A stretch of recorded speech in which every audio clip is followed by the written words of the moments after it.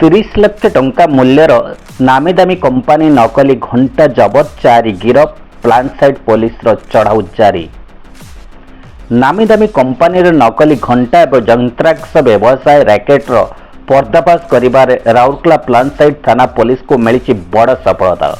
Police ସହରର ବିଭିନ୍ନ ସ୍ଥାନରେ ଥିବା ଘଣ୍ଟା ଦୋକାନରେ ଚଢ଼ାଉ କରି ପ୍ରାୟ 30 ଲକ୍ଷ ଟଙ୍କା ମୂଲ୍ୟର 1000 ପାଖାପାଖି ଘଣ୍ଟା ଯନ୍ତ୍ରାଂଶ ଜବତ କରିଛି। ଏହି ବାବଦରେ 4 ଜଣଙ୍କୁ ଗିରଫ କରି ପୋଲିସ ତଦନ୍ତ ଜାରି ରଖିଛି। ଏହି ବ୍ୟବସାୟୀମାନେ ଟାଇମେକ୍ସ, ସୋନାଟା, ଫାଷ୍ଟ୍ରାକ୍ ଆଦି ଘଣ୍ଟାର ବ୍ରାଣ୍ଡ ଲଗାଇ ଘଣ୍ଟା ବିକ୍ରି କରୁଥିବା ଅଭିଯୋଗ ହୋଇଛି।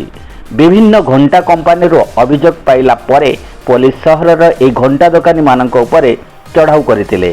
ଏ ବାବଦରେ ଅଧିକ ତଦନ୍ତ ଜାରି ରହିଛି।